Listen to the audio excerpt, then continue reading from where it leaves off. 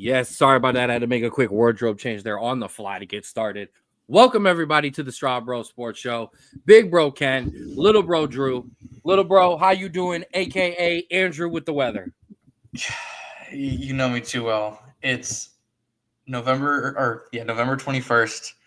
It is snowing in some parts of Ohio.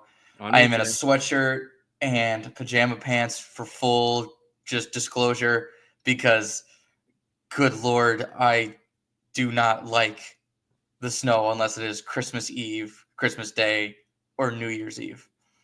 I understand that. Now, bro, I'm cold too, but as you see, I have something a little different on. I have on my official Falls Rapids zip up 3/4. I obviously have on you can't see them, but I also have on the Falls Rapids sport or the jogging pants that go with it. I had to buy the whole entire outfit. That's how I do Absolutely. it.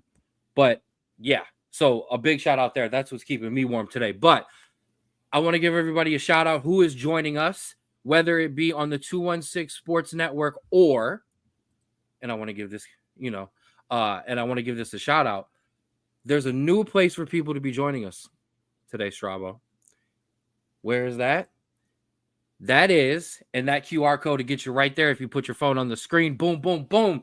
That is the official Straub Bros Sports Show YouTube page. Yes, it is officially live and on fire. As of right now, on it is every Rapids interview up to date. Our interview with Browns legends Hanford Dixon and Joshua Cribbs. Everything that we did last season with the Akron City FC. And as of right now, a couple episodes back, about a month worth backwards. And I've got about 2 to 3 months worth of our beginning episodes as well. So there's about 56 videos up there total. I also threw a couple of our TikToks up there as well. Absolutely mom checking in. So that is a new place for you to find the Straub Sports Show. We are currently live there. I'm going to share that here in a second. We are currently live there, but as always, you know where else you can find us because that's where everybody else is joining in right now. And that's the 216 Sports Network. What can you find there? As always, 4th and 15 with Mel and Smooth, the Jay Rich Show, the Rulers Minute with Rico McGee, Outside Interference, and the Straub Sports Show. And I know I did it, but I'll do it again. Where can you find the Straub Sports Show? Everywhere. On Twitter, at Straub Sports, TikTok, at the SBSS, Instagram, at Straub Sports Show, on Spotify, the Straub Sports Show, completely updated, by the way. And, of course, now our own YouTube page at Straub Sports Show. And thank you for that. Congratulations, Pops. We appreciate that. Now, we are also, as we've talked about many times, the official broadcast team this upcoming season for the Falls Rapids. And before I get the show started, I want to get off top. I want to give a big shout out to the Christmas toy drive that we have going on partnered with Keys to Serenity.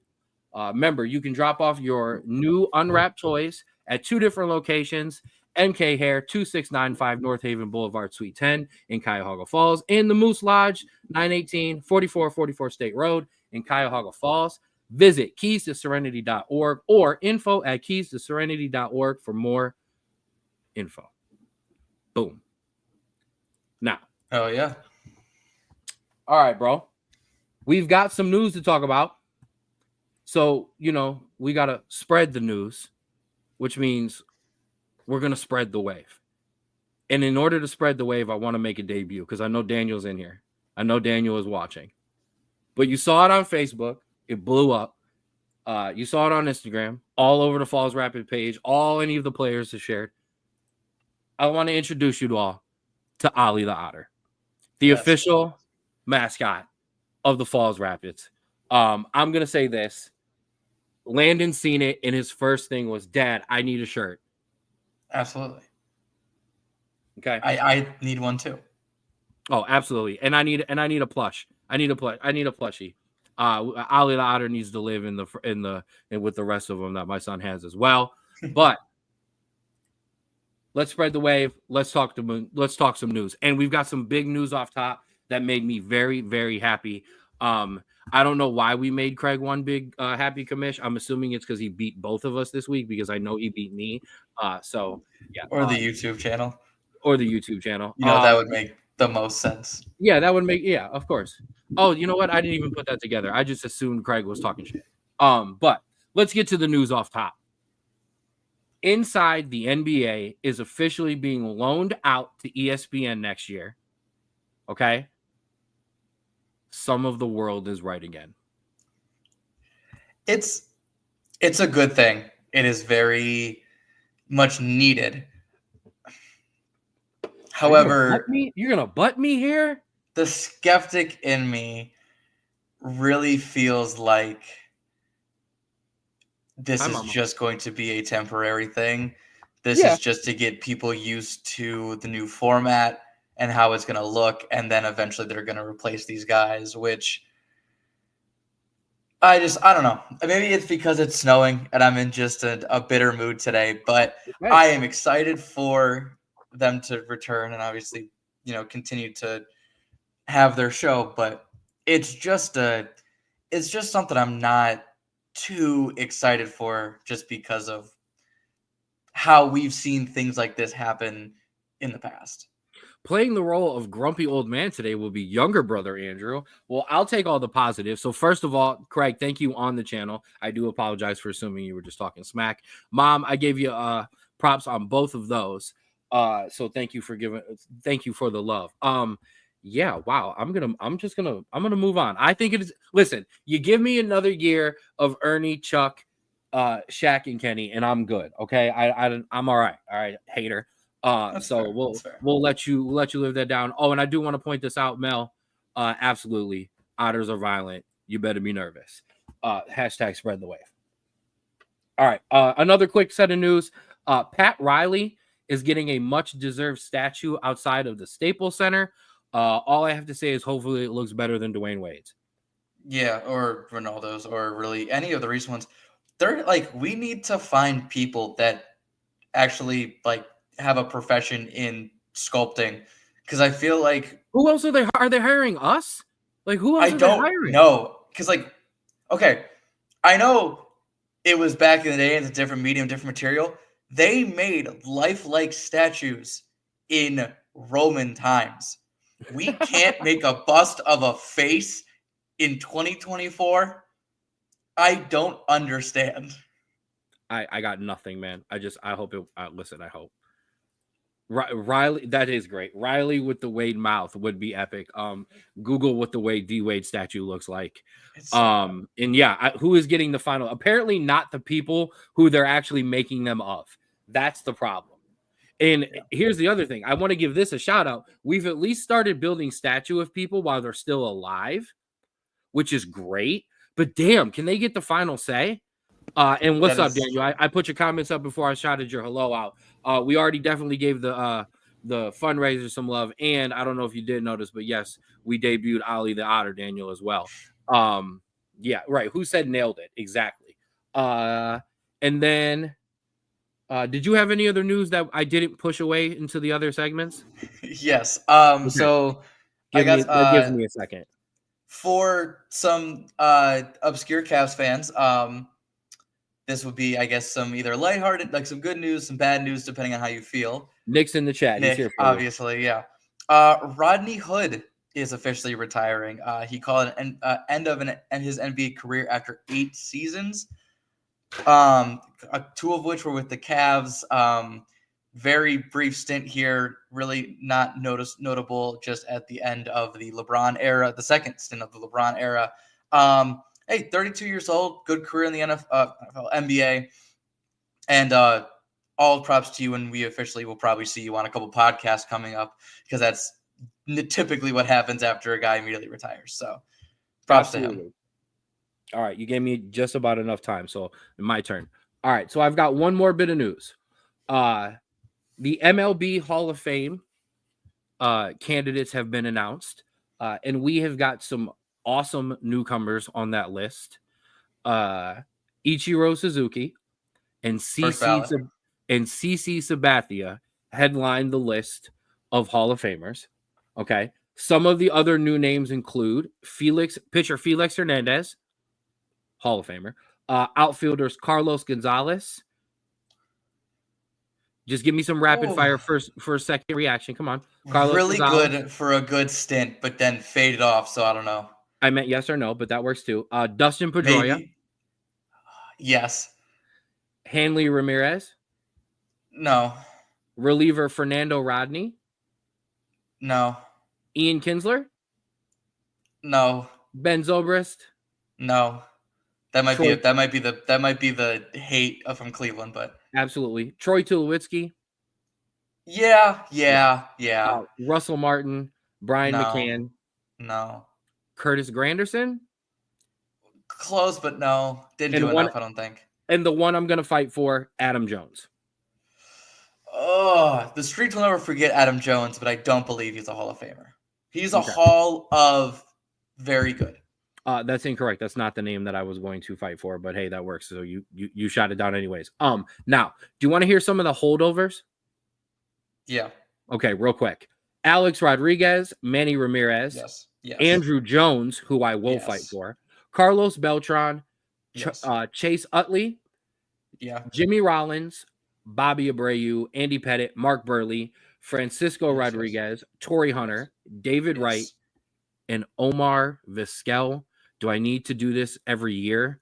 Do I need to do this every year? Okay, I'll do it again this year, and I don't need my notes for it. Omar Vizquel is the greatest defensive shortstop that has ever laced up the cleats and put a glove on. That alone should get him into the Hall of Fame. On top of the fact that he was average to above average at his position, hitting wise, and had years where he had a couple great years. Okay, that alone combined with the fact that he was once again the greatest defensive shortstop to ever play in Major League Baseball. Okay, Omar Vizquel should be in. I mean, I don't disagree with you. However, the whole holdover list needs to be in. Thank you. And Omar. Most of it, yeah. I don't disagree with you.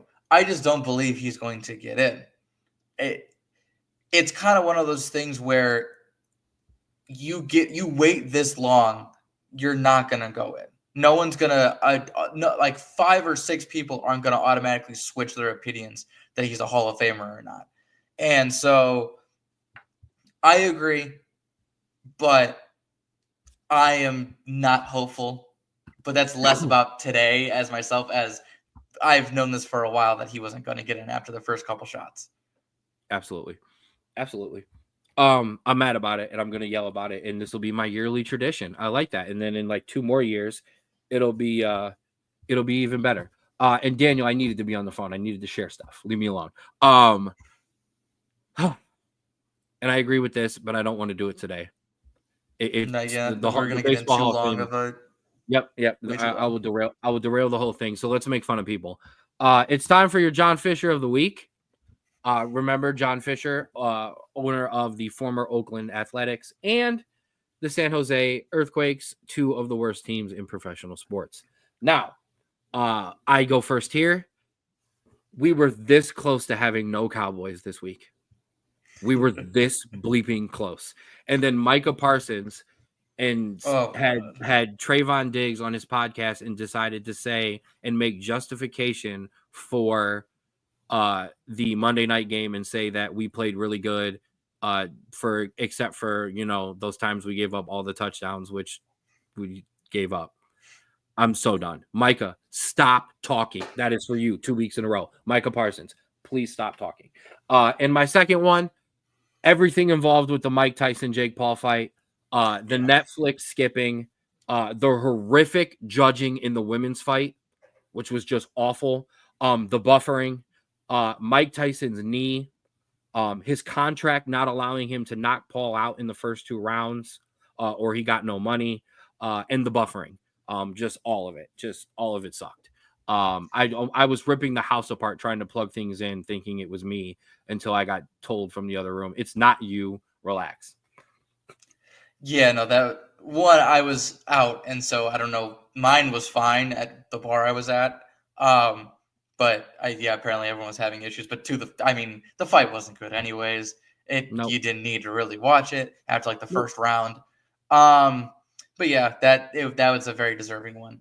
Unfortunately, my John Fisher of the week is also a person from a team of mine. And you can't take credit for this. I know you put it in the chat, but I knew this before you put it in there.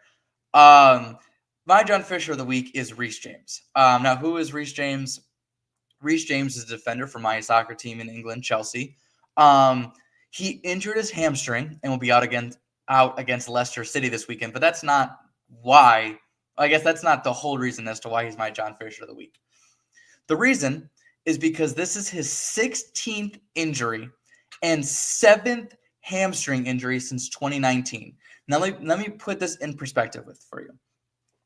He has been injured for 680 days in 5 years. That is 37% of the time.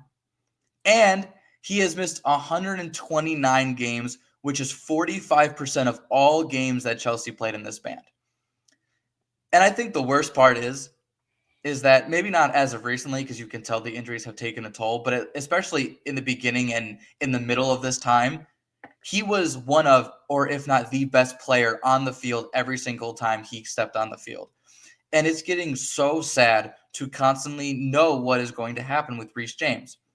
He comes back from injury into training. He takes a very light and cautious approach where he only plays maybe a game a week or 45 minutes, maybe a half.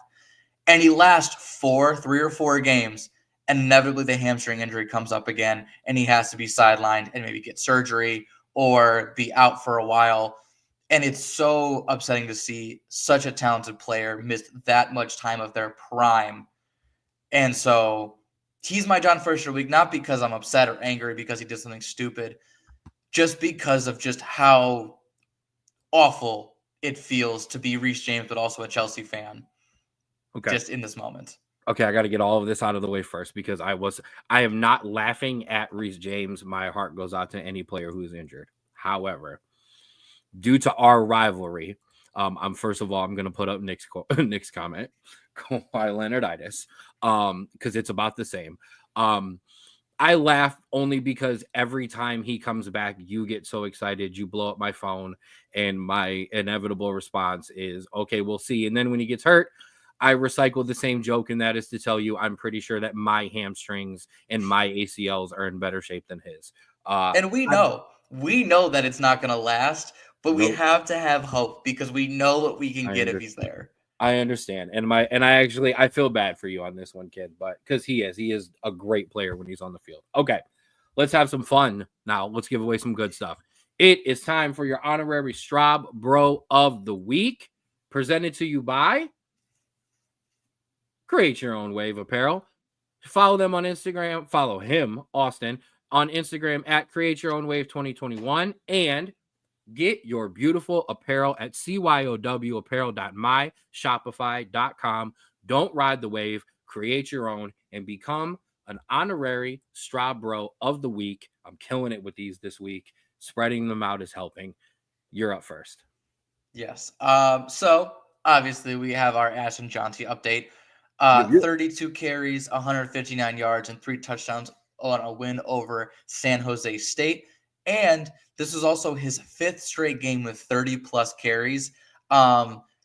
Absolute monster workhorse. Hopefully this doesn't hurt him in the end, but I'm going to be very Can we talk about how funny it was to me and you be watching that game at 21-21, and it was going like, or it was 21-7. And then they scored 21-21, and we're like, we missed that game on a box, put it back on, and it was like 41-21, and we were just like, oh my goodness. Yeah, well, I mean, I'm not surprised because this dude is a monster. Absolutely. So that's your update there. But my second is, and I know it's early, and I know it's not even close to when we care about college basketball, but my Straub Bro of the Week is Marquette. Marquette 2 nights ago beat Purdue 76-58, so an 18-point victory. Unranked beat a ranked Purdue, and broke Purdue's 39 straight regular season non-conference winning streak. And shout out to Cam Jones, who had a 17-point, 13 rebound, 10 assist triple-double in the win. Marquette, a team that we always, I feel like, forget until tournament time comes. Yep, We go, oh, yeah, exactly. Marquette. But I feel like they're kind of setting the standard early on, which isn't typical for them. So it's going to be, I want to see how this Marquette team kind of shows itself now that they're kind of starting hot and not waiting until the end to really show who they are. First of all, shout out to Marquette for, just like you said, getting the upset out of the way early, getting one out of the way early. Don't use up those. Save a couple of those for March. Two, shout out to Purdue for still being good, even though they lost Zach Edey to the NBA. So yeah, we have that. All right, my turn. You know how this goes. First thing I want to do, I know Daniel's in here, so he's gonna love this one. I want to give a shout out to everyone who showed up to Rapids tryouts this weekend. We were there. We went live. We gave you. Hey, what's up, Paula? I hope. Thank you for popping in. You're coming up soon. Depending on how long you can stay. But everyone who showed up to Rapids tryouts, I couldn't even tell you how many guys were there. A lot. We went live. We gave a little shout out to, we talked to our quarterbacks. We talked to all three, actually, Monte, Dallas, and Jordan. We did some interviews, one of which was this guy right here. Absolutely spread the wave. My guy, Bobby Joe, was there as well. But everybody who came out, we really appreciate it. I know Daniel and the Rapids appreciate it, and they made some official signings added on today as well. Shout out to all those guys. My second, even though he lost, is Stipe Miocic, who retired after his fight Saturday night that me and bro watched together. Former two-time UFC champion, former baddest man on the planet, the only heavyweight to successfully retain 3 times in a row. He released a statement. I did copy and paste the whole entire thing. I'm not going to read. I thought about it. He gave a shout out to pretty much everyone. Especially his strong style team. But I do want to read the last little part because it was funny. After he gave a shout out to his wife, a very, very touching one. He gave a shout out to the fans. Thank you. Thank you. He decided to start some new projects, bring back the podcast, break down all his fights, share my reality with you. And until my next fight, just kidding. So even Stipe had some fun in a loss, hanging up the boots. It was kind of similar to the Tyson fight, to be honest with you. A younger guy going after a guy who, even though he had bulked up, it just wasn't there for Stipe. But shout out to Stipe. You're a monster. We appreciate you, everything that you've done for the city. And I know he'll be giving back as well. But thank you. Repping the land as always. Came out to MGK. Shout out to him. And then last but not least, baseball season's never over. We had some awards given away. Big shout out to Emmanuel Clase, your reliever of the year, and finished 3rd in the Cy Young. No first place votes. That was disappointing. And your AL manager of the year, Cleveland's own Steve Vogt. Shout out to Coach. I think he's the 4th youngest manager to win this award. Not the first to win it in his first year, but a big shout out to there. Once again, your Straub Bro of the Week brought to you by Create Your Own Wave Apparel. And I want to throw that back up because Mel mentioned it, and he's absolutely right. The hoodie on the right slaps. 100%. Yeah. 100%. Make sure you get your apparel, cyowapparel.myshopify.com, and follow him, Create Your Own Wave 2021 on Instagram. Boom. All right, bro. You ready to do this? Absolutely. You ready to do this? All right. I got something. I got props this week. It's time to guard the land. All right. Absolutely. And shout out to Coach. Likes the shirt. That is your official Falls Rapids 3/4 zip up. Nobody's modeling it sexier than me. Keeping me warm this week. Yeah, absolutely. Don't look at me like that, bro. Okay. It is time to guard the land. And when you guard the land, You hold down the fort, right? Right? You hold down the fort at home. Correct. And what is the best thing to do when you're holding down the fort at home?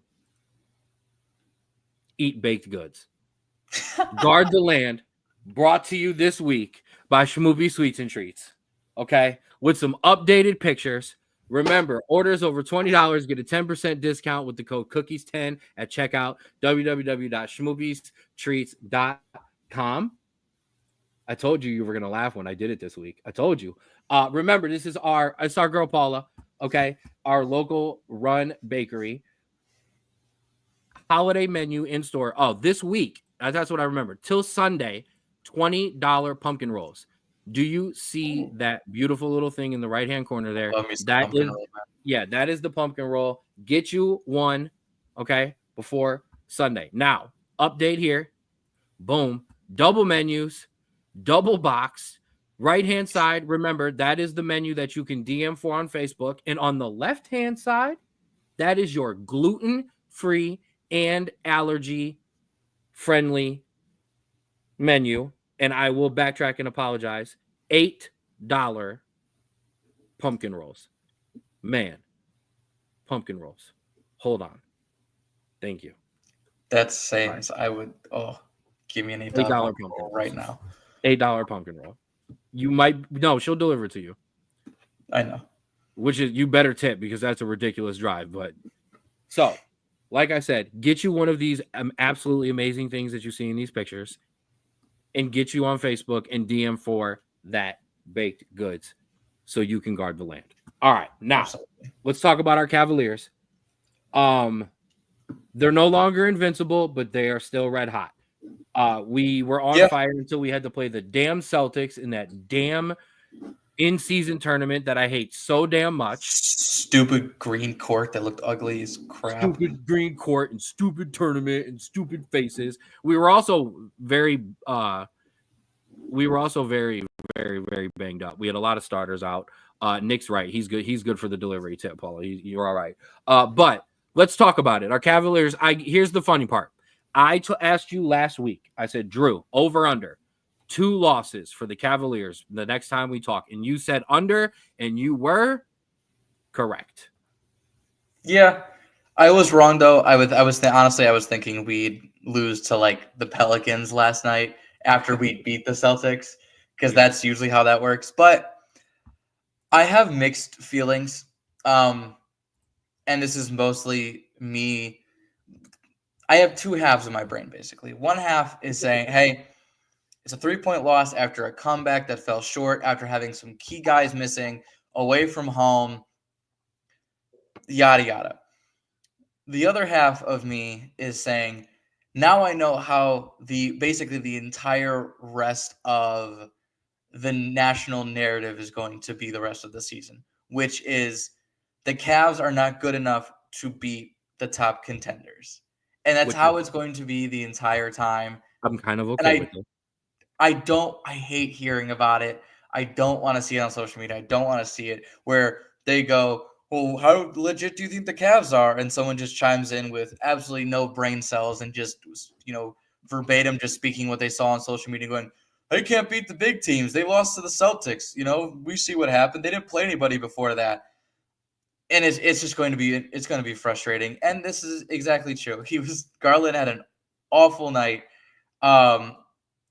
So I'm not worried in the slightest. I am as excited as I was, maybe a little bit less because we're not undefeated anymore. But listen, I am perfectly fine with being 16-1 right now. So I'm not worried. And we play Boston December 1st in a couple weeks, so at home. So that'll be a good rematch to see kind of if we get healthy, what we can look forward to. Rapids head coach Nate Hose brings up a great point. Garland shot for like 2 for 100, and we still only lost by 3. But number one, full strength, it would have been a different it would have been different. Specifically continuing that point, our comment chant is filling it in for me. Wade and Okoro slows down those buckets, being those guys put us at full strength. However, they couldn't miss a shot, man. No, that is one thing. However, the one thing I will say, and I did mention this to my guy Nick, my Cavaliers guy, it did bring up that one issue that sometimes in these big games, Darius Garland just can't shoot. The question is going to be, now with the injuries, if you give this team a full strength, what differences would Kenny Atkinson have made to be like, all right, this is one of his nights. We got it. We have to fix something. There wasn't much he could do. So, and then shout out for the rest of the guys for coming through, like you said, against the Pelicans with another wounded war effort there and taking care of business there. But yeah, I don't know. I will say this. I do want to mention this. Not I don't know. I don't want to move on quite yet. The rotation is starting to take shape. We kept talking about it. 10 guys, 8 guys, 9 guys. Garland and Mitchell, Mobley and Allen, and then Ty Jerome and Karis LeVert. That's your 6. That's what you're running with. Isaac Okoro, Nang, who you love so much, Merrill, Dean Wade, fill in, be hot, make defensive stops, you'll get more minutes. But that rotation is starting to really take shape now. Yeah, and I agree with the rookie. That's why I said it. Ty is absolutely in there. Yeah, I mean that's kind of how I want to have it. Is you have your starting 5 who are going to be consistent, and then you roll out whoever's got the hot hand. You kind of throw them out in the first, second quarter, see who's rolling, see who's playing well, and then you ride with them in the third and fourth quarter. I have no worry about that. That saves bench minutes. That makes sure that guys stay healthy down the stretch. And if nights like last night where you need to give a guy like Garland a break, you have guys stepping up that maybe aren't going to blow the roof off the place, but are going to get you solid minutes and solid points, when need be. Now that we did lose, I want to ask an open-ended question that I'm going to answer myself. But you can, and you and I think Nick can chime in too. Was that a good loss for the Cavaliers? Yes, I think it was. Get a loss in now and get a loss against a team that you know are going to see in the playoffs. So you have something to go back to the whiteboard and draw up, and you go to the practice court and fix. If we continue to just win and blow these teams out and win every regular season game, then I go back to my point last week about you being the 2016 Hawks, where you're just wiping through the regular season, but you've never been tested. And when you are tested, you fold. Yeah, I mean, I get that. I just don't like losing to Boston. That's what it is. Like losing to the Knicks. You don't want to do it. We whooped them though, so that's all right though. All right, so that'll do it for. We didn't put the banner up, but that's okay. That'll do it for Guard the Land. Remember, guard the land. While you're guarding the land and you're staying up for these Cavaliers games, you need some treats. Hit up Schmoopy Sweets and Treats. Orders over $20 get a 10% discount with the code cookies10 at checkout. www.schmoopystreats.com. And now debuting the gluten-free and gluten-free, allergy-friendly menu and the holiday menu. Remember, you can DM the Facebook page for both of those. And this week, $8 pumpkin rolls. Smashed it this time. All right. Get that order in. All right. Clean those out. I don't know how many she got left, but y'all better get them before I get off of this. Not enough. But yeah, right. But not enough because y'all better get them before I get off of this show. So you guys got about an hour. But thank you so much to Paula for sponsoring Guard the Land. All right. Let's go NFL. Let's talk about this week and let's talk about this big game we have got going on. We lost us. So hold on one second. I'll fix it. There we go. Boom. NFL week 11. Oh, and Paula, we always appreciate you. I have no baked goods left from last week, obviously, as you see. You can't pull the cookie apart 7 times again? Oh, no. That cookie did not make it past the night. Neither did the other cookie. The pumpkin bread is gone. The brownie has been devoured. Yeah, there's nothing left to show you. We'll stock up, and we'll be back next week with that one. NFL week 11. You see the scores up there. While we've got the scores, you want to do scores or you want to do my notes first? We can roll through scores real quick, and then we can talk about let's roll through overarching scores. themes. Let's do this the fun way possible, out of order, as always. It is the best thing going. I love it so much, and I'm never, ever changing it. And save that question, Nick. We are going to talk about it once I run through these scores. It started Thursday. That's easy.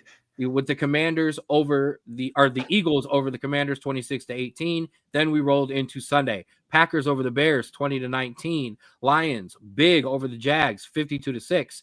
Vikings over the Titans 23-13. Dolphins over the Raiders 34-19. Rams over the Patriots 28-22. Saints over your Cleveland Browns 35-14. Colts over the fumbling Jets 28-27. Steelers over the Ravens. That's coming into the chat. 18-16. Broncos big over the Falcons, 38-6. You just answered your question, Nick. And you also had the Seahawks over the 49ers, 20-17. Bills over the Chiefs, 30-21. Chargers over the Bengals, 34-27. And Monday night, 34-10, Houston Texans over the Dallas Cowboys. Your team's on a bye this week. The Cardinals, the Buccaneers, the Panthers, the Giants. All right. So we got lots of things to talk about. We'll start, with Nick's questions right here. What does the NFL Rookie of the Year race look like? Who is winning, we think? Coach Hose jumps in right away with Bo Nix. No. It's Jayden Daniels. Jayden Daniels. Now, Jayden Daniels is the front runner, and I agree with this. But Bo Nix is balling, and Bo Nix is coming along. Sure. It just took him 4 weeks to do so. It's a season award. It's not a what you do the past 4 weeks award. I'm sorry. So I've got no chance to be greeny here. I've got no chance to argue the other side. You think it's clear, runaway, Jayden Daniels? I mean, okay. If we're gonna say we have to pick multiple people to be in this race, yes, I will say Bo Nix has the opportunity.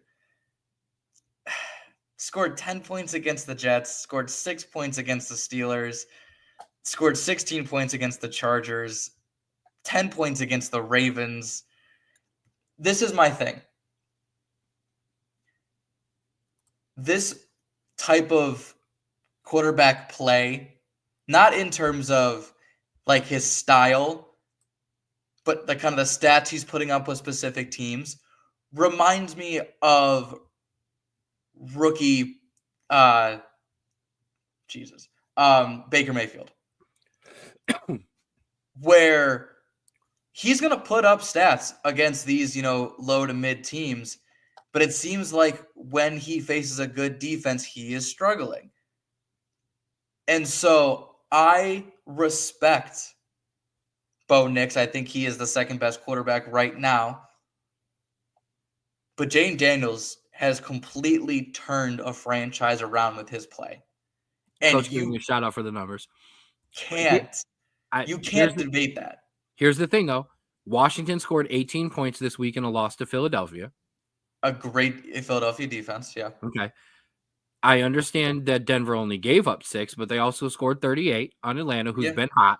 Okay. I think this is also correct. Jayden Daniels is coming back down to earth. Bo is coming on. So we're in this kind of mid-season kind of hype. Hey, we've liked the the beginning of the season, we liked what we liked, but we're bored now. We need something new. And I think Bo Nix is the new hot thing. However, I've been riding the Bo Nix train, calling him I call him Josh Allen Light because I don't like the other term. But I like Josh Allen Light. But yeah, I also like this. Bo has a lack of weapons on the offensive side. The defense is really good. The defense is fantastic. Yeah, but what would Bo do with Scary Terry? I mean, I'm just throwing it out there. Just throwing it out there. Daniels also has only scored under 20 points twice all year. Very true. Very true. I understand. I'm here. We believe. I'm with Coach Nate here. I'm in with Bo Nix. I like Bo Nix. I'm riding with Bo Nix. You've been with Bo Nix since college. Yep. So I'm not surprised that you're riding this. As a man who didn't graduate college, I appreciate a guy who was there for 7 years.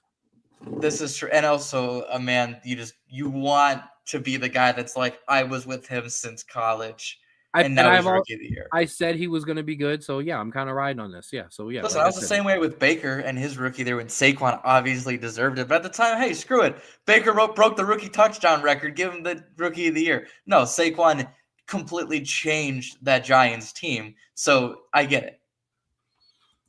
Hold on, Daniel. Just hang tight. We're gonna get to this slaughter. Are you ready for me to completely make myself delusional when that happens? Not yet, because I got some other things that have popped up that I want to discuss with you real quick. It was part of your notes as well. Daniel Jones has been demoted to third string quarterback for the New York Giants. Tommy Cutlets is back. I am disappointed in this because no matter how bad my season is, I would still love to have to face Daniel Jones. Give me Cooper Rush versus Daniel Jones. I like my chances there. But thoughts on Daniel Jones being demoted to third string? So they basically don't have to pay him if he gets hurt. So I'm not surprised he's benched. He's been playing awful, especially as of late. You have Drew Lock as your backup, who has started games for multiple teams and won and looked pretty impressive while doing so. And you decide to go to a guy who has played, 5 games his entire stint as a player? This is peak Giants of you're going with the fan favorite to save a season because you know you're not going to win regardless because you have 0 weapons whatsoever. And so you're going with the fan favorite to maybe make the fans and the public less mad at you because you're playing, Tommy DeVito. Collins, baby. It is strictly a PR move, and I hate it. I hate it because it makes you such an unserious team. Yeah, but here's the thing. At least go out with style and with a brain on top of your head. It only took us 43 minutes into the show. Save all these these Cleveland Steelers comments for here in a minute. It only took us 43 minutes to flip back. So you young man with all your hope and your optimism put in the better quarterback. Drew Lock doesn't get you closer to Shedeur Sanders, baby. Okay? Or Cam Ward. Okay? Tommy Cutlets, throw it out there to Malik Neighbors and score some points, give the crowd something to be happy about, and go get a pick. Okay? And remember, at the end of the day, at least you're not the Jets. This is accurate. And even as a Cowboys fan, I laugh at the Jets because my quarterback is hurt. My team can't see in the third quarter because of the sun. But yeah. Oh, also, I want to throw something out. Did you notice what they did at Cowboys Stadium? Continue to feed your delusions, guys. It's fine. Did you see what they did at Cowboy Stadium? That the U.S. has more wins at AT&T Stadium in 2024 than Dallas does? Is that what you're Sure, I'll let you get your shot out. The United States national team played at Cowboy Stadium. They put up curtains to block the sun. Just going to point that out. Okay?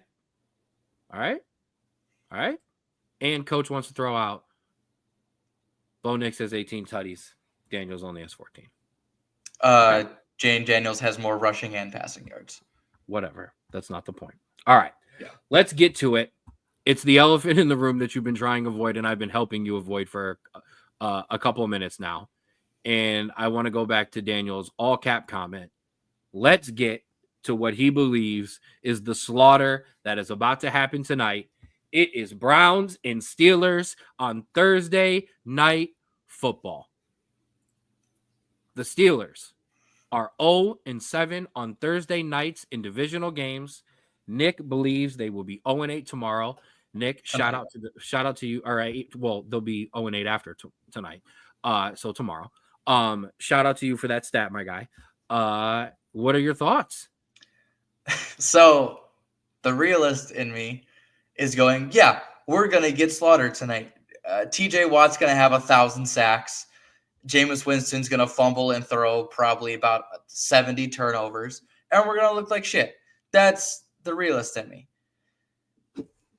The Browns have won their past 6 Thursday Night Football games. Let's go, Brownies.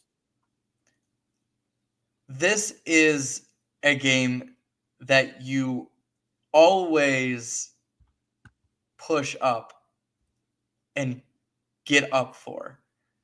If they are going to do anything the rest of the season, it is at home on Thursday night against the Steelers, who, if you kind of pressure them, you're going to be okay, because I think you can get to Russell Wilson. He's old. He's not as mobile as he used to be. They've been playing to his strengths lately. It's snowed. The stars are aligning for this game, but it doesn't mean that we are going to win this game, because I am still very ready to turn the game off at halftime when we're down 4 touchdowns. So, well, okay. So Daniel actually brought up a point I was going to bring up. I actually kind of somewhat think the opposite. I think it's hard to get up for 2 divisional games in a row like that, especially when it's the AFC North. These games are particularly physical, particularly heated, always very close. So I think that actually hurts the Steelers and favors the Browns tonight. It's going to come down to 2 things. The Pittsburgh Steelers have struggled in the red zone. Russell Wilson is like 2 of 17, I think, in the red zone, a stat that I ate up. It's because you can't score. You can't throw touchdowns. Yes, and speaking of that, the Steelers have 2 wins this year with 0 touchdowns. Okay, so they can literally win them ugly, which is pretty much all of their games. So you're catching Russell Wilson. Now, the snow and bad weather that we were supposed to get, we are not getting. It is not a blizzard. It is cold. It is windy, but you're going to be able to throw the ball. If the this is, you need one of those college nights. You need a Myles Garrett strip sack for a touchdown. You need, and here I'm going to shout out the signed Josh Cribbs ball. You need a kick return or a punt return for a touchdown. And you need Jameis Winston to play like he's at Florida State. Now, if you can get out there, if you can get out there and eat that dub, you'll be all right. But let's be real. That's the only, this season is washed. We've known this since probably 5-6 weeks ago. This would be the highlight of the season, and I wouldn't care what else would happen the rest of the season. We beat Pittsburgh. We stopped their chamois winning streak. And that is a possibility. This could happen. Is it likely? No. I forget that Mel of the 2-6 Sports Network is a Steelers fan when he puts when he put that comment up. So I mean, he has the worry. Okay. But here's the other problem. Did you see TJ Watt tackle Derrick Henry last week? Yeah. Why do you think I said he would need 1 million sacks tonight? I mean, 3 sacks in 5 games, weeks lost. I mean, I guess that hit on Derrick Henry alone, I give him the Defensive Player of the Year. Here's what helps you. Your game ended earlier than the Steelers game. You guys had maybe a chance to get a couple more packs of ice on, and possibly for a shot or 2 of the Toradol that maybe the Steelers can't get tonight. Yeah, I think you're in trouble. I still think it'll be a close game. I think the Browns will keep it close in true AFC North fashion, but I think the Steelers come away late. Look for the Steelers to use Justin Fields in the red zone tonight. Yeah. I also believe that Pittsburgh, especially Mike Tomlin, is a team that plays down to their opponents. If you're going to play down to anybody, it's a terrible Browns team on the road on Thursday night. And Bobby checking in with the homer prediction. Nick and Chubb revenge tour. Garrett eats them up. Nick thinks you Pittsburgh fans are delusional. I absolutely love it. Ooh, And now we're taking shots. Now it's getting personal. We got one, and it was over you. It doesn't matter. Browns fans got that one win over the Steelers in the playoffs, and they're gonna ride that out. I understand it. Hey, until Pittsburgh wins a playoff game, then I'll let it go.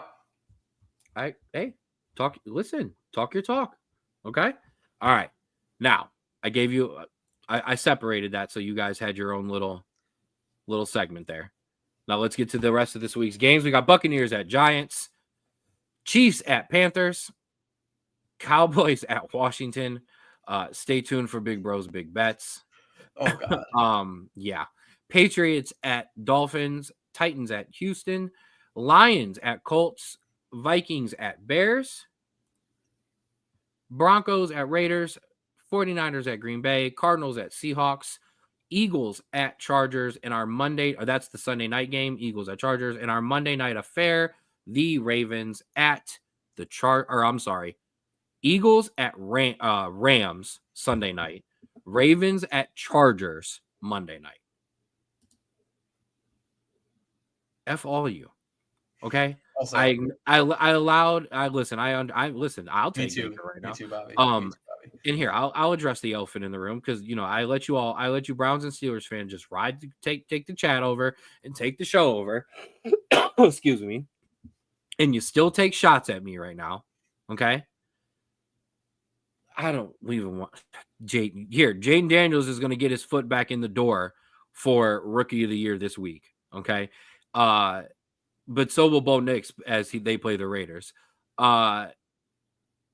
And your team's on a bye this week. The Bills, the Bengals, the Falcons, the Jaguars, the Jets, and the Saints. I got that question to wrap it up for you. I think this season has already sealed the fate of Andrew Berry in my mind. I generally don't believe, and many of his, I think JOK has really been the only good draft pick he's made. And in terms of deals that he's done, especially the Watson deal, he's completely soured me on his ability to really keep a team together and make them competitive. But I don't think this is Stefanski's fault at all. He's playing with what he's dealt, which was a quarterback that couldn't throw the ball, and now a quarterback that throws the ball to the defense. I believe Stefanski is a 2-time Coach of the Year for a reason. And I believe that he's the guy that I think should stay with us regardless of what happens in the front office at the end of the season. And I'll sprinkle this in on top. Adam Schefter said on Get Up today, he actually laughed at that question. If tonight had anything to do with Stefanski's future, and he said basically absolutely not. So I'll add that in on top of not just our speculation, but a guy who knows more than all of us says that it has nothing to do with Stefanski's job. I think that's a joke about the Cowboys, but I don't even know. So I'll set it up so it can hit. And yes, our damn season is so bad. The ceiling is literally falling down. They had to go screw metal pieces in to the ceiling. And I appreciate that question, Nick. I was glad. That's a good one to throw in there. All right, that'll do it for the NFL. I don't want to talk about it. Hammering that money line. Absolutely. Bye week over the Jets and Saints. Pair that together. And the Jags, great parlay there. And if you like a 3-team teaser, Jags, Jets, Saints. Joe Burrow will throw for 400 yards and lose by 2 to the bye. Yeah, I love it. All right, now let's talk some NCAA. It's my turn. Yes, sir. We had a big week. Yeah. Let's put the scores on the board. Oop, let me add this so you can still see our faces. Boom. All right. And I'm lost in the comments. No, I'll throw this up for a second. I don't want to talk about the Cowboys anymore. Sure. Yeah. Dowdell. That's the bright spot. And Micah Parsons' podcast. Yeah, that's my bright spot. It's like when Duke Johnson was the highlight of the Browns. You're just like, how much can he really do? Moving on. Now I'm going to start with my own team because I'm going to go in order. Let's start at the top. Number 1, Oregon struggled but beat Wisconsin 16-13. Number 2 Ohio State took care of Northwestern 31-7. Drew loves when Wisconsin loses. Absolutely. Number 3 Texas over Arkansas 20-10. Drew, stop me when you want me to, because I don't know when you want to stop this week. Penn State over Purdue 49-10. I know you would love to talk about that score. Oh yeah. Yeah, we had an upset this week. We had a couple. BYU went down 17-13 over Kansas. Thoughts? Yeah, I mean, BYU has been kind of teetering on a loss for multiple weeks now. Unfortunately, their loss finally came into a team that was probably the worst team they played in that stretch.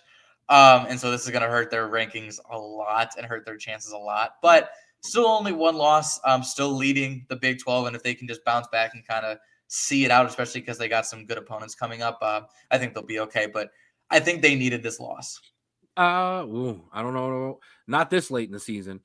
Get that one out of the way early. But more on where BYU fits into this week's college football championship playoff ranking here in a second. Our other big game of the week, number 12, Georgia thrashed number 7, Tennessee 31-17. Georgia wreaking havoc in the college football playoffs. I mean, yeah, the entire SEC is, but yeah, this is a game where honestly, if Tennessee did anything in the second half, this would have been a better game. They had 4 total drives in the second half.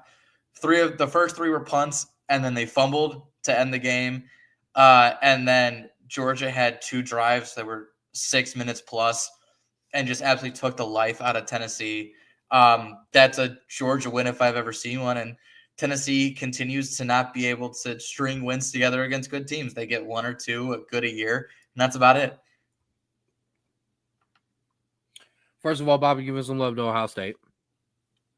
Definitely Straub of the week every week for Ashton Genty. And we will talk about my absolutely beloved Colorado Buffaloes here in a second. I agree with you.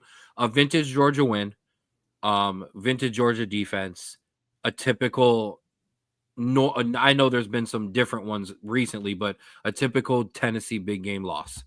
I mean, yeah, and I agree with this. Georgia, if we can't win, can nobody win? Yeah, it's an SEC gauntlet knockout tournament every week, and it's gone from a 1-loss knockout to a 2-round knockout to a possibly 3-loss knockout tournament.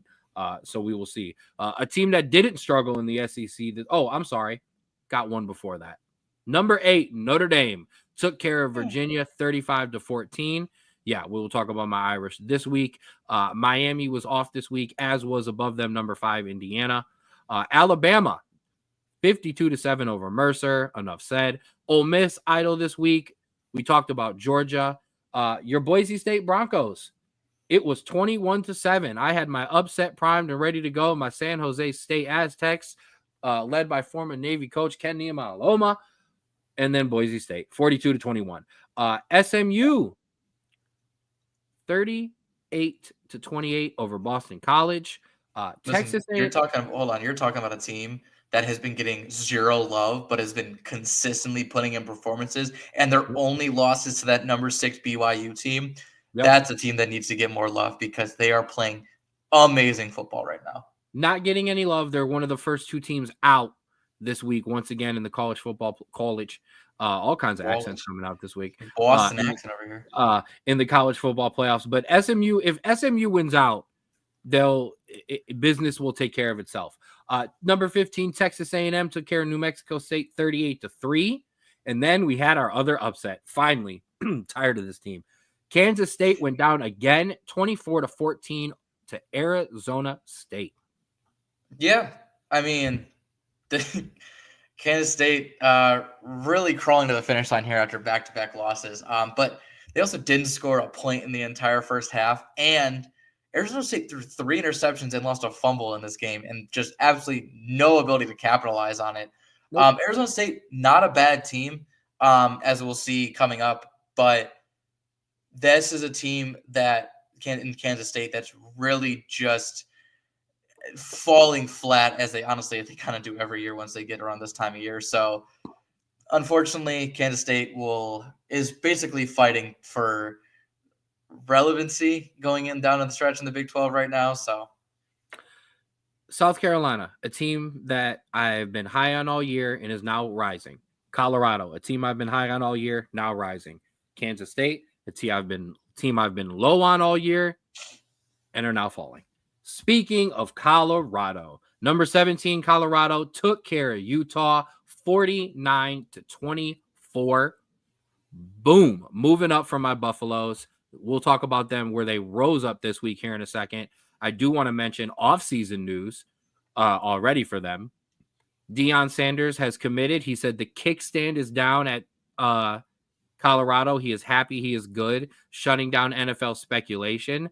One of the things that helped that, they have flipped a quarterback commit from USC. One of the top quarterbacks in the country from Georgia has now committed to Colorado. Putting all the dots together, it has been rumored that commit made that commitment because Deion Sanders made the commitment as well. I don't know, man. I mean, Michael Irvin saying if everything goes right, could be the new head coach of the Dallas Cowboys. I already said I'll take that in a heartbeat, so we can roll on that anytime. We had another upset this week. Number 18, Washington State went down to New Mexico 38-35. Yeah. I didn't really like Washington State's chances to begin with in terms of just staying up. Pac-2 staying alive. Number 19's Louisville also went down to Stanford 38-35. Okay. So this should have been my John Fisher of the week because of how just dumb the end of this game was. This was a close game the entire game. Both teams gave up and came back from double-digit deficits. Great game. 432 versus 406 total yards. However, with 15 seconds left, Jeff Brom, Louisville head coach, decides to run a play on 4th and 10, which obviously goes incomplete and turns the ball over on the Stanford 45. Stanford runs a little 5-yard out route, and Louisville proceeds to get hit with a unsportsmanlike conduct call, which puts Stanford in field goal range, and they proceed to kick the game-winning field goal. Just awful decisions all around for this Louisville team, a team that I feel like every year we say is on the cusp of kind of not taking over the ACC, but being a massive contender every year, and just finds ways to screw it up. They honestly have been like Florida in the SEC, where every couple years you're like, okay, this Florida team could do it. I'm sure Sean's not in here to fight me on this, but they find ways to blow their chances, and it's beyond infuriating. Mic drop. I agree. Except we don't rank Florida anymore. That's the only difference. No. Louisville's not quite there yet. Moving on in the top 25. Daniel, you still here? Yeah. Speaking of Florida. No, not yet. Daniel, you in here? Number 20, Clemson, 24-20 over Pitt, as Pitt continues to fall. In our other ranked game of the week, my South Carolina Gamecocks take care of Missouri, 34-30. Yeah. This was a really good, close game. And we always say, like, these games are going to end with whoever has the ball last. That's what this game was. Lenore Sellers, 353 yards passing and 5 touchdowns. The game-winning touchdown with 15 seconds left. Absolutely phenomenal game. Mizzou played their hearts out. South Carolina just kind of got lucky with the time and was able to make the plays when it mattered. Ain't no luck. Shout out to the Gamecocks. Now, we've been absolutely just dumping on the state of Florida and the Florida Gators here for the past Florida Gators. Was that the 4th or 5th accent coming out today? I have no idea where they're coming from. Unranked Florida takes down number 22 LSU 27-16. Oh, how we enjoyed this one together. We both enjoy Brian Kelly losing. I especially enjoy Brian Kelly losing. LSU and Brian Kelly lose another big, not a big game, a loss to a not great Florida team. Listen, this is the LSU collapse that we were obviously expecting after that loss last week. A turnover on downs on their first drive of the game, one on the last drive of the game, a missed field goal, and 2 fumbles. This is like it shows how easily this LSU team just collapses under pressure. And it is obviously a Brian Kelly staple of teams to do that, but LSU has also before and after Joe Burrow, this is kind of how LSU was already. And so I don't know whether to blame just LSU in general or if it's Brian Kelly or both. Oh, please just pile it on Brian Kelly. That's where I'm putting all the blame. Brian Kelly, all on you. You left for the big time recruits, and now you will be unranked this week. Oops, spoiler alert. And our last Army was off this week in preparation for their big, massive, huge game of the week. And lastly, number 5, Tulane, beat down on Navy 35-0. Now, we already talked about it.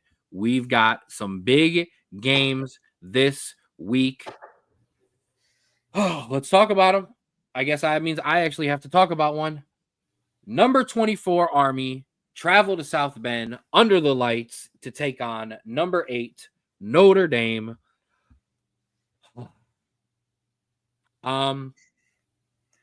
You got 2 academies now. Yeah, a big game for my Irish. A big game for my Irish. I mean, yeah, if we play like we did against Navy, this is in the bag. However, we've learned that Navy is not as good as Army. But we have practice with this triple option. It's awful. It stinks when you only play it once a year. It's awful to play. This will be the second time. So yeah, that's that part. However, this game is under the lights.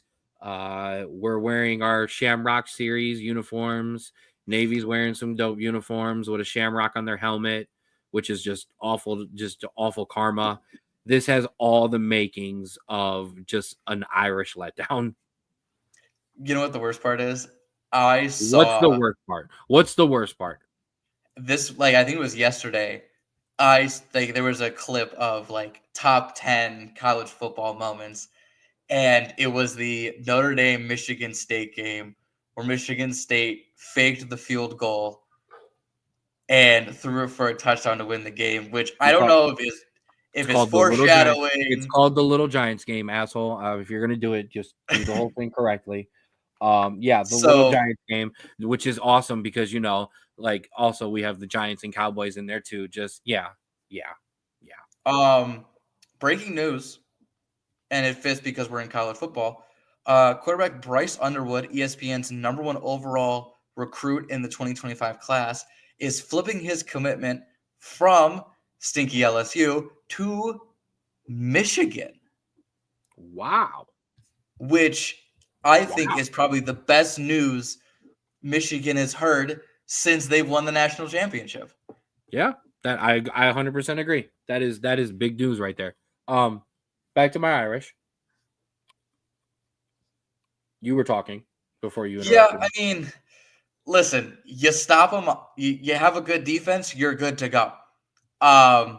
You can't stop the triple option. It's going to be a long night. That is how academy teams are. You just have to stop the offense. That's all it is. And you did it once. I know Navy's not as good, but you did it once. You could do it again. I'm so scared. I'm so scared. So we got to do a lot of that. Yeah. Here's what it comes down to. I mean, it is the same exact thing I said for the Navy game. You come out, you get a stop, you get ahead, and you make the triple option chase you, and you can win the game.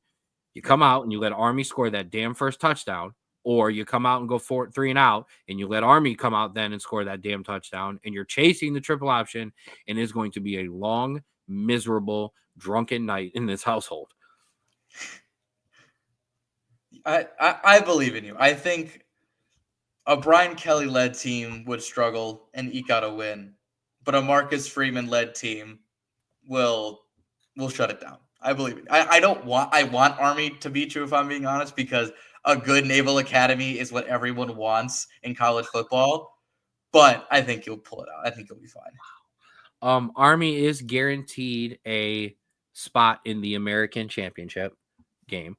However, if they were to beat my Irish, there would be college football playoff aspirations. But that would be the best thing ever. I hate you. All right. Let's just say Imagine Army in the college football playoff. That would be fantastic. At my expense. No, thank you. I'm sorry. I love Army. Go Army. Go Army beat Navy. Just not this week. Sorry.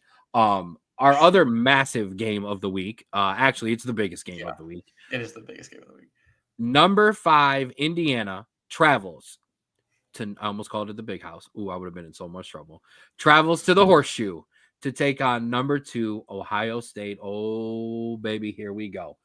The committee has said Cincinnati versus TCU or TCU. It's not. Oh, I thought that was the biggest game of the week. I'm sorry. No. Here we go. Indiana. The committee has said you are good, but your schedule is shit. You have pretty much the Wisconsin defense of a couple years ago. Yeah, you have pretty much beaten down sub 500 teams, and the only team that you matched up with top talent in Michigan, you struggled. This is your one shot to prove all of us, the committee, and take down big, bad Ohio State. See, I will say, though, we talked about this last week, and I think a couple weeks ago. We obviously beating them would be the goal, and it's what they're striving for. Losing to them by 7 or less, they are firmly in college football playoff territory still for me, like by a lot, because that proves that you can now play with the big dogs. Now, this got brought up on the college football playoff show when Mr. Joey Galloway brought up the most awful point of all time, which was Indiana resting their quarterback and just taking the loss against Ohio State. But Indiana has two things that they can do this week. They can, one, like I said, take down big bad Ohio State, but 2, show us that you belong. Outdo Penn State's performance, and you're still in the running. You're absolutely right. And also, we'll talk about that if you have the rankings, because I do. Oh, if you're gonna tell me that Indiana, as undefeated, hasn't played anybody, if you're telling me Penn State, after only playing Ohio State as their toughest game and then losing, is that high? Get out of here. That is awful. And I know I'm a big Penn State hater, but I think that's just in general. I can't tell you how awful they are going to look if they make the college football playoff. I understand. Save some of that here in a second for my college rankings. OSU has not lost to Indiana since 1989. Yes. They should be above Penn State this week. If they keep it close but lose, does Indiana deserve to jump Penn State? Drew does agree. We will get to that when he can argue about my stolen graphic again this week. Our other last big game, number 6 BYU takes on a newly ranked Arizona State. Can BYU bounce back against a punchy Sun Devils team? Yeah, honestly, this is kind of Arizona State has to win out to even have a chance at this year, and they're playing some tough teams too. BYU, this is kind of, hey, you got that loss. It sucked, but hey, you're still leading the pack. Finish out the season strong. If you can beat this team, you're fine. You should be fine the rest of the season, because this is Arizona State at home, which is going to be tough. I agree. Lastly, and this is funny. So when I start my college football preview, I do a lot of stuff on Monday before the rankings come out. The rankings come out on Tuesday. I update my new rankings graphic and who they play this week, the one I forgot to do last week. So in my graphics for a big game this week was Pitt at Louisville in an ACC eliminator, who have now both eliminated themselves so bad that it's no longer a big game. But womp womp. We will get to the rest of your top 25, and I'll make it pretty so you can see both of our faces. Number 1, Oregon is off this week. Obviously, number 2, Ohio State at Indiana. Texas takes on Kentucky. Penn State at Minnesota. My Fighting Irish. Oh, man. Alabama at Oklahoma. We've got Miami taking on Wake Forest. Ole Miss at Florida. Georgia versus UMass. Tennessee versus UTEP. The SEC taking a week off of their eliminator. Jesus. I mean, they kind of deserve it this year. Boise State at Wyoming. SMU at Virginia. Texas A&M takes on Auburn. More of that in Big Bros Big Bets. My Colorado Buffaloes take on a dangerous Kansas team. Oh Clemson. my God. I mean, they just upset BYU last week. A danger. Every team in college football can get a win. Don't prop up Colorado by calling them they're 4-6. Stop it. Dangerous Kansas Jayhawks. Take care of They're them, as good as Colorado. Cincinnati. Actually, they're worse than Cincinnati because Cincinnati has 5 wins. Clemson takes on the Citadel on the CW. I had to write that in completely because it was great to say. I'm practicing that. Clemson takes on the Citadel on the CW on 3:30, followed by Supernatural. I was gonna say followed by Green Charmed. Arrow. Followed by an episode of Charmed. South Carolina in the continuing SEC taking a week off takes on Wofford. That's a college basketball team. Maybe they're playing too. I think they made the tourney last year. Okay, but what's worse: Clemson playing Wofford on ESPN Plus, or Clemson playing the Citadel on the CW. All right, last time. Sorry. Oh my God. I don't know. I hope somebody else finds this funny besides the two of us. Tulane is off this week. They did move up to 20. Arizona State, as we said, number 21 now. Iowa State back in the top 25. I know it says Downs. Ignore that middle graphic. They're back ranked after beating said Cincinnati team. They take on Utah. Missouri hanging on for dear life. Takes on Mississippi State in your only SEC matchup there. UNLV back in the top 20, back in the top 25. Takes on my punchy San Jose State Aztecs. More on that in Big Bros Big Bets. And lastly, your newly ranked Illinois Fighting Illini take on Rutgers. Oh God, the only one cracking up is the old man. That's never a good fight. But I got one more for you because we got one more thing to do, and that is Big Bros Big Bets, and we talk spreads. So let's spread the wave, baby. Big Bros, Big Bets, brought to you by the Falls Rapids. There's your QR code for the newly founded Straub Sports Show YouTube page. There is also all of your almost all the way updated Rapids interviews. There is one more on the bottom of that graphic that still needs to go up. Not sure when it will go up, but and yes, I need to correct myself there. My San Jose State Spartans. Not the San Diego State Aztecs. If I'm going to give my own team a shout out, I guess I should get it right. But Big Bros, Big Bets, brought to you by the Falls Rapids. And I said it was going to happen, and it happened. I put money on my own stuff, and we did not have a good week. We were 7-9 this week with only one upset. Texas, no thank you. Clemson, no thank you. Colorado, hey, thank you, Coach Prime. Hawaii got absolutely steamrolled. Oregon State, no thank you. LSU, I don't even know why I put you in there. Thank you, Boston College, for covering the spread, even though you lost. Oregon, what the hell? South Carolina, once again, even though they won, no spread coverage there. Only one upset, as we said. We got Air Force that last week. However, we staying hot in the NFL at least. Yeah. Okay. Lions, Packers, Vikings, Dolphins. Thank you. No, thank you. 49ers and Bengals. Shout out to the Texans. So let's get back to being. I will say the Hawaii's had a pretty rough week. Yes. They fired their AD, and then their number one NIL sponsor, because of that decision, has pulled out all of his money.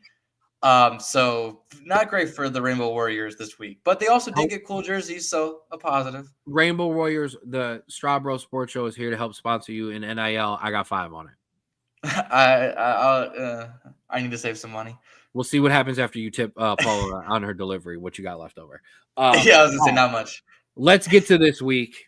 All right, I didn't put any money on these yet, so I'll let you all make the money, I guess. Into your spread party. Give me San Jose State plus 7.5. Boston College plus 2.5. Yes. Ole Miss minus 10.5. Penn State minus 11.5. Colorado taking care of business with a 2.5 spread. Texas, Alabama taking care of their big spreads. I think so, because they are playing no one. And Texas A&M being disrespected against Auburn, I believe. I like that minus 2.5. Upset Central big this week.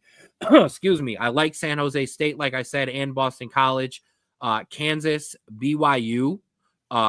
It bounced back if you like that, but I like San Jose State and Boston College. I want to shout those two out. I also really like West Virginia at plus 114. Oregon State would have bounced back possibly plus 350. If you think Army can do it and you think they can blow up my Irish season, they are plus 520. If you believe in the disrespect of Texas A&M, take Auburn. Vanderbilt plus 220. If you believe Vandy can stay hot, and then there you are, bro. I like to sprinkle you in sometimes. Cincinnati plus 240 over. Who you got this week? Talk about it real quick. We have the team that is falling in Kansas State, which means we'll make 3 crucial mistakes and lose by 7. Come on. As we do every week. We have this in TCU to win 1 game to get a bowl game. That is all. And I need a bowl game. And here's how it happens. You've been fighting for that 1 win, and you get it against a team that I don't like and I like to bet against, and that's Kansas State, and that'll get you home to your bowl game. And your NFL run-in this week, I added some teams. I went big. I like some games. I do like the Steelers tonight over the Browns. Then give me the Vikings, Buccaneers, Dolphins, Texans, Commanders over the Cowboys, Chiefs, Lions, Broncos. 3 weeks in a row you've bet against the Cowboys. Why would you bet again? Why would you bet with the Cowboys? I don't like betting it for or against my team. Just saying. I understand. Okay, if that's fine, but if the NFC East was like as good as the AFC North, it would be different. Okay, but there's only 2 good teams there. Okay, whatever. And it's a Thursday night. Thursday night games can be funky. If it was Sunday, I would be taking hammering the Steelers. All right, that'll do it for Big Bros Big Bets. Boom, boom, boom. Brought to you by the Falls Rapids. All right, let's finish up. Definitely not last but not least. Let's talk some footy. Now, we have no EPL review this week as we were off for the international break.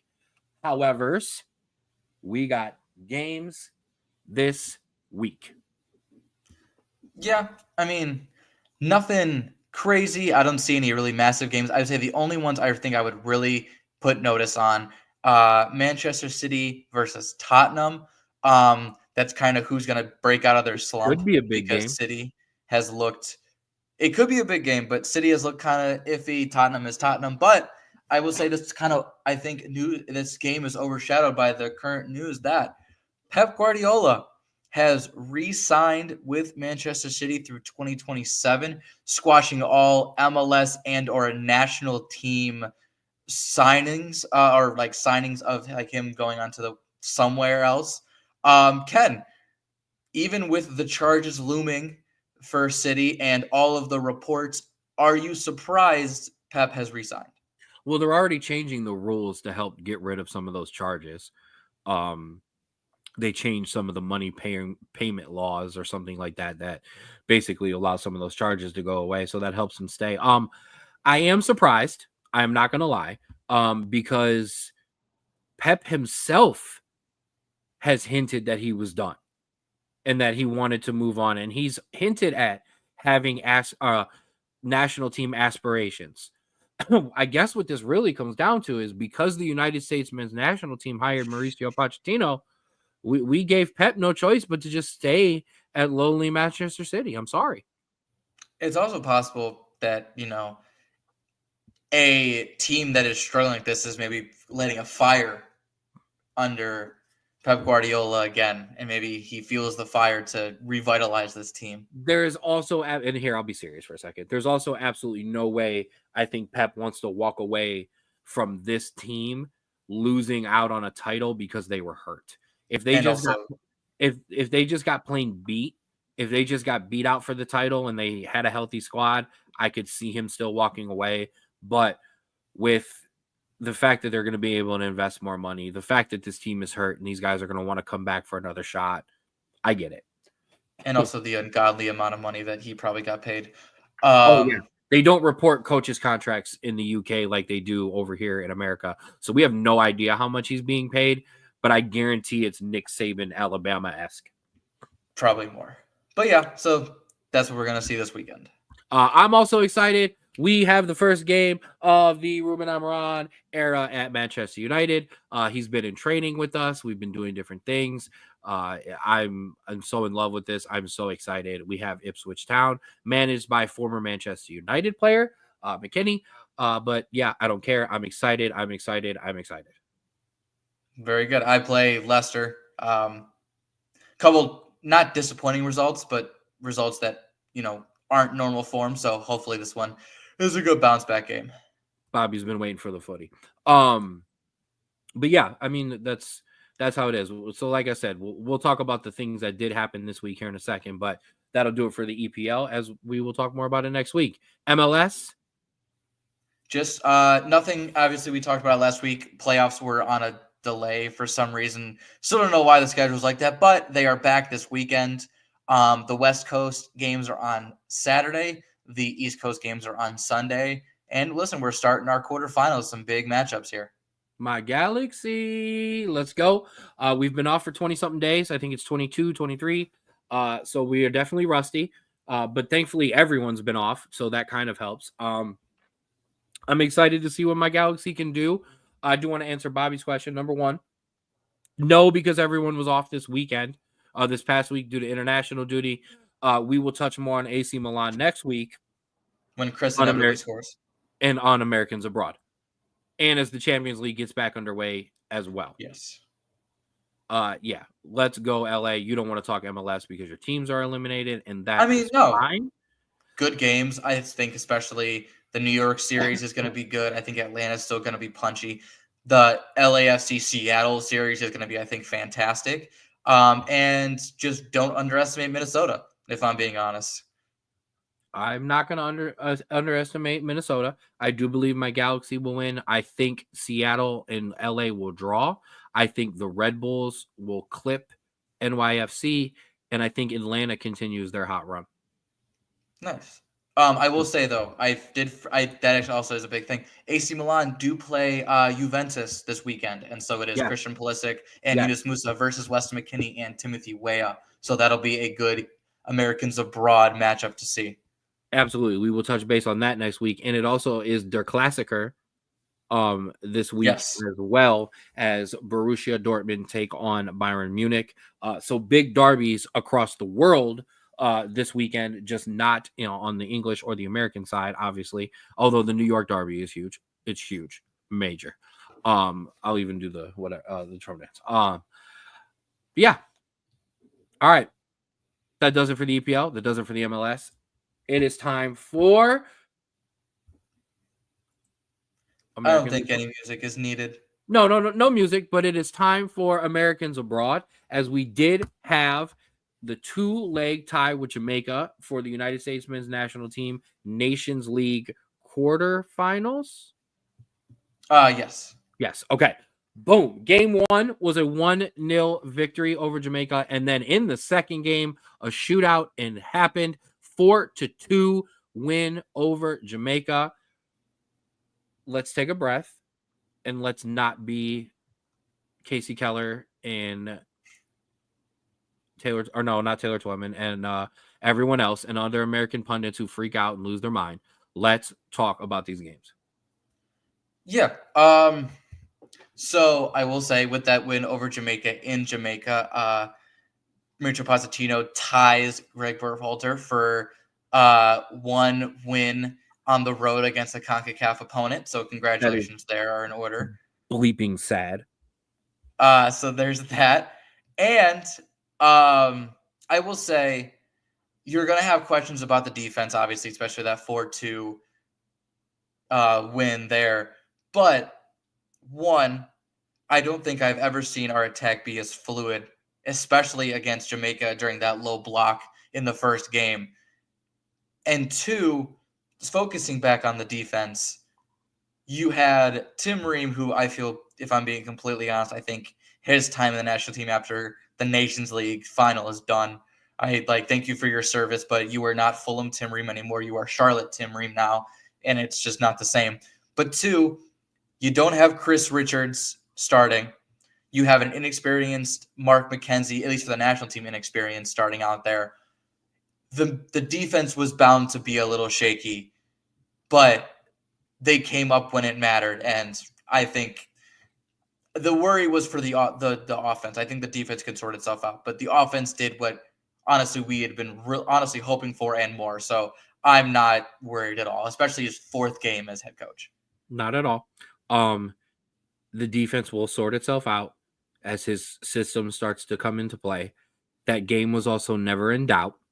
It's not like it was 1-0 or 2-1 Jamaica, or even 1-1 or 2-2 at any point. The game was never in doubt.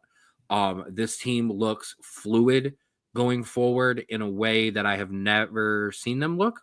I'll be honest. I've been watching the United States men's national team, I can say, for 35 years, but I mean, actively as a footballer, I've been watching them for still 28 to 30 years. This is some of the most fluid football I've ever seen us play. It's just exciting to watch. We dominate the possession against the teams that we're supposed to dominate possession against. That's the thing. If this was Greg Berhalter, that would have been a 1-0 win and then a 2-1 loss, or a 2-2. The results are being had. The flow of the offense looks great, and that's what I'm excited about. When you play against these big teams, you're going to have to go and score. You have to take advantage of your possession. And that's what I'm seeing out of the United States national team. One of the big things that I'm noticing, possession is ending with shots on goal, corner kicks, or a guy himself missing a chance. With Greg Berhalter, sometimes possession ended with that. Most time possession ended up either right outside their box or in between half and in that middle area between half field and their 18. Everything, it seems like, with the United States men's national team going forward is starting to go forward to their box and resulting in positive play. And that's what I'm excited about. No, I completely agree, because I guarantee you, if Greg was still at the helm during that Jamaica road game, we would have seen maybe 65% possession, but it would have been passing back and forth between defenders, maybe a couple crosses, deep crosses that weren't going to anybody, and maybe escape with a 0-0 draw or something similar to that. Maybe we get a goal late in the game, but that's, I think, the difference when you see the classes in coach, where Greg Berhalter generally, I feel like he was scared to play CONCACAF teams on the road. So he just would not let them have the ball because he did not want to get caught out against these teams, where Mauricio Pochettino says, no, these players are talented enough. They can break lines, they can move the ball, and he believes in these players to take the chances, and this is what happens. And if you're not good enough, you're not going to play. Yeah. Where Greg was going to play you no matter what, so I have to work around that, and that's been the best part. Now, this is not us in this. You got more? I would say the only thing that I noticed is back when Greg Berhalter was coach, the issue with our strikers wasn't that they weren't talented, is that we didn't know kind of who was the leader of the pack, because they would rarely ever get service. And so it was always this question of, well, did he really get a fair shake because he really didn't give any balls in and all of this stuff like that. Brandon Vasquez at the end of the game, and listen, I love Brandon Vasquez, heart in Cincinnati, love him, miss him, but he had 3 clear-cut opportunities and missed every single one. And that is what you're going to get in Mauricio Pochettino's, is chances to score and put the ball away, especially as a striker. And so now I feel like this pool is going to kind of condense itself even more, where you are going to have now your top players, and there is going to be tiers now, instead of kind of Balogun's playing at the highest level, so he's starting, and then everyone else kind of, whoever is hot at the moment. It's no, if you're fitting the system and you're hitting those chances, you are going to get the playing time, because you are now going to get the service to justify that. I want to ask a question and then give myself some love. As we as we ended this segment last week, I said Ricardo Pepi, big game tonight. You immediately announced he was in the starting lineup, And in the first game, he immediately scored. And he scored the lone goal. Okay? So shout out to me for that. Then he comes out in the second game and picks up another goal. A fantastic curling shot. Like, that's Absolutely. a confidence goal. Yes. Balogun is hurt. Josh Sargent is injured. One of the things that we talked about with Mauricio Pochettino, and we've been hinting at it here, is it's not only are you playing minutes at your club, are you fitting and playing the system, are you healthy? Josh Sargent, I love him. He is my favorite striker, has consistently shown that he can do two things: score goals and get injured. Balogun is starting to pick up a history of being knocked up, or of getting knocks. Serginho Dest always hurt. Gio Reyna always hurt.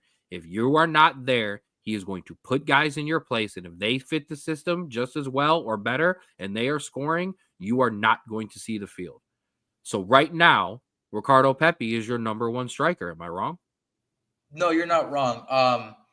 I will say also, I think Pepe also fits his system the most, other than I think Balogun. I think they're pretty close, just because at least when I watched him at Chelsea, and then when you used to look at him in PSG and Tottenham, even your striker wasn't a hold up play or link up play kind of guy. He is I'm gonna make a pass. I'm gonna get the ball at the top of the box. I'm either gonna turn and shoot, or I'm gonna play a pass out to the wings to eventually get the ball back and put the ball in. That's a Harry Kane. That's a Nicholas Jackson. That's I forget who was at PSG. Who was a striker at PSG at the time. But we'll say Mbappe. I think it was never mind. Anyways, Pepe is that kind of guy. Yeah. So I think that's why. I also want to mention, and I'm going to get way into the weeds on this one, so I apologize. Go ahead. The idea to swap Tim Weah back and forth, and especially put on the left side with Anthony Robinson, is one of the best things I have ever seen in my life. Can I have? I know you called it because you always complained about Chris and Anthony being on the same side because both of them are very much attacking guys. I would say Weah is too, but I would say Weah is definitely better at tracking back and kind of doing those kind of things because he played left back when he played for Lille. But the freedom that it gives Tim Weah, a guy who loves to just play off of other people. Yeah. And you saw that with his almost goal in the first 2 minutes of the game. And this absolute thunderbolt in the second half to put the game away.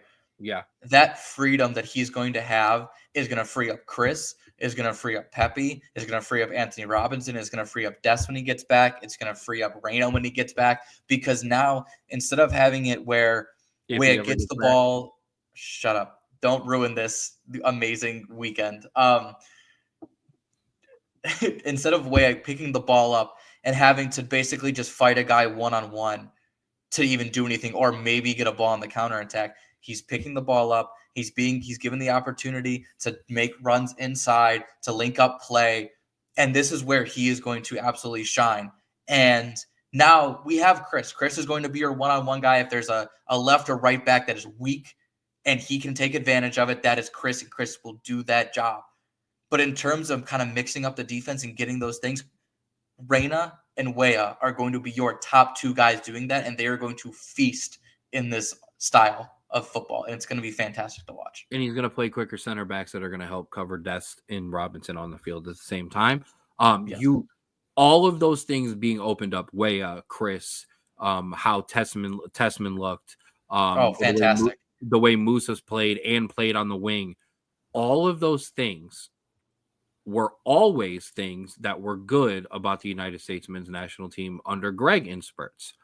The reason they look great now is because Mauricio Pochettino has opened up the striker position finally. He's unlocked it on the field.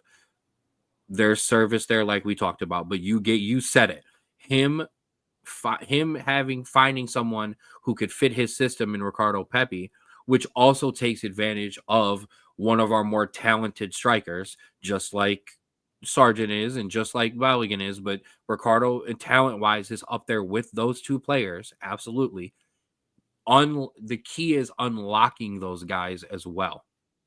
Yeah, absolutely. On the national team level, and definitely at the club level, but on the national team level, if you want to win at big tournaments, you cannot win with a whole bunch of guys who are just good on the wings and in the middle. You need somebody in the box. I don't care if you're Argentina, Brazil, France, Germany, whoever. They all have a good or great striker to match with all of those guys. We have those guys, the wingers. We have Chris. We have McKennie. We have Musa. We have a Robinson and Dest. We have Weah. We have that talent. The thing missing was unlocking the other position on the field. The last one we had yet to open up. And now that it's opened up now on the field, you see what the play looks like. And honestly, I don't think we've ever had this conversation. Greg's system would have worked with the last generation. Yeah. With your Clint Dempsey and your Landon, because your Landon Donovan just 20 yards in a cloud of dust, burning guys and cutting in and taking guys on, and Dempsey with a good aerial threat, but also able to just finish off a dime and take matters into his own hands. Mm-hmm. And a very stout defense, able to kind of body and control the game at times. That's Greg's system to a T. Unfortunately, you don't have those players. Ricardo Pepi, Balogun, and Sargent are not Clint Dempsey, and I'm not turning in terms of like greatness. I'm in terms of style of play. They're not the same player. Chris and Weah are not Landon Donovan in terms of style of play. And your wingbacks are not the same wingbacks as they were. And so when you try to force a system in, kind of like Greg did, you're going to have those results where you have some moments where it looks good, but a lot of the times it just looks clunky because this isn't how these guys normally play in their day-to-day lives, but also for their club and how they're taught and how they progress. And so to have a coach who is now playing a more futuristic and normal system to every day, you are getting these guys who are more comfortable with this and not having to relearn it, or guys who are just coming to the national team and only get a couple games because they're not used to this style of play, and Greg kind of kicks them out because they take too long to adapt to the system. There's a reason Greg hasn't been a successful coach and won't be a successful coach, because his style of play no longer fits the style of footballers that play the game. Yeah, it's everything else all those English pitchers played 4-4-2, and they got beat up by guys playing 4-3-3 when it came in. It's just the natural evolution of soccer. Absolutely. I agree. All right. Well, a different version of Americans Abroad, but United States men's national team will do it for us here on the Straub Bros Sports Show. We appreciate all of you for rocking with us today. We have viewers on the 216 Sports Network YouTube page. We have viewers on the Straub Bros Sports Show YouTube page. We have more than just me running my phone in the background as well. But hey, it is what it is. But thank you for rocking with us. Absolutely. Thank you for rocking with us here on the 216 Sports Network. And make sure you check out all the shows on the 216 Sports Network, including 4th and 15 with Mel and Smooth, the Jay Rich Show, the Rulers Minute with Rico McGee. Make sure you go and subscribe to his YouTube page. A couple days ago, he was 20 subscribers away from 500. Let's get our man Rico to 500. Make sure you follow the Rulers Minute. Outside Interference as well, and the Straub Bros Sports Show. Speaking of subscribing, you can find us on X at Straub Bros Sports Show, on TikTok at the SBSS, Instagram at Straub Bros Sports Show, and Spotify, the Straub Bros Sports Show. And there's the QR code for the brand new Straub Bros Sports Show YouTube page, where you can find everything Straub Bros Sports Show in a nice packaged form. Your one-stop shop for Straub Bros. All of our Rapids interviews, all of our Akron City FC interviews, and our interviews with legends Hanford Dixon and Josh Cribbs with the Cleveland Browns, and our podcast, which is now currently live. Hi, YouTube. Not that we're not talking on YouTube anyways. But also big shout out to our friends of the show. My guy, Austin. Make sure you follow Create Your Own Wave Apparel at Create Your Own Wave 2021 on Instagram, and get you some fire sauce at cyowapparel.myshopify.com.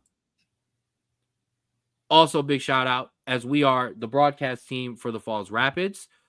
Big shout out for Bobby for joining us tonight.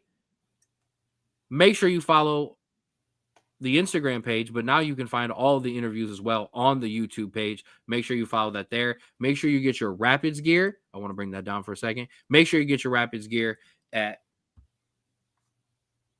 don't want to throw that out there because I'm not 100% sure. So I'm gonna skip that. But get your Rapids gear. I'll have that updated next week with the link if Daniel doesn't drop it in there anyways. And also, get in there for our Christmas toy drive as well. 2 locations to donate, MK Hair and the Moose Lodge, number 918. Donate new and unwrapped toys if you can. Visit keystoserenity.org for more info. Ollie the Otter makes his debut as well, the official mascot for the Falls Rapids. Facebook, the Cuyahoga Falls Rapids. Instagram, official Rapids. TikTok at cuyahoga.falls.rap. Boom. Certainly not least, but last. Smoothie Sweets and Treats. Orders over $20. Get 10% discount with the code cookies10 at checkout. Those pumpkin rolls in the bottom right corner, $8 right now until Sunday. Get you in and get in on that free delivery. And remember, there is now a gluten-free, dairy-free, allergy-free menu and your holiday menu in green, both available through DM on the Facebook page. Make sure you get your schmoopies. I will have more next week to show you on the show. Big shout out to all our guys. Boom. Andrew, final thoughts, final shout outs. Yeah. Thank you for everyone listening, watching, old YouTube page, new YouTube page, Facebook, however you digest it. Thank you. As a reminder, next week is Thanksgiving. We will let you know kind of what the schedule is in terms of our show then. I'm assuming Wednesday, but I know we didn't really talk about that. Yeah, we'll figure it out. Don't forget to get a turkey. We're running a little late, so don't forget that one if you're going to go get all your sides, everything like that. And 2 pieces of small news. Shohei Ohtani has won the NL MVP. Not a big shocker there. And I know it's before Thanksgiving, and I usually don't reference Christmas until afterwards, but bah humbug, Aaron Judge has won the AL MVP for a second time. Joins Mickey Mantle as the only Yankee to win unanimously. Whatever, it's fine. I'm not bitter. It's fine. Wrap us up. I mean, I don't really have much more than that. I think those were pretty much going to happen anyways. No, there will not be one of those. I'm actually not sure who would win a Thanksgiving eating contest between the two of us. It would give me a bowl of stuff and I'm dusting you. That's all I'm saying. Yeah, we'll see. We could do the drinking contest. I'd put you on the floor. Nah, not anymore. I'm too old for that. But that'll do it for us on the Straub Sports Show. We will have a show pre-Thanksgiving, so I will not give you too much happy Thanksgiving yet. But hey, I got to grab a couple things, but make sure you get the rest of your ingredients this weekend, or you're not going to be able to make whatever it is. That'll do it for us on the Straub Sports Show. Thank you all for joining us, and please remember to, as always, love.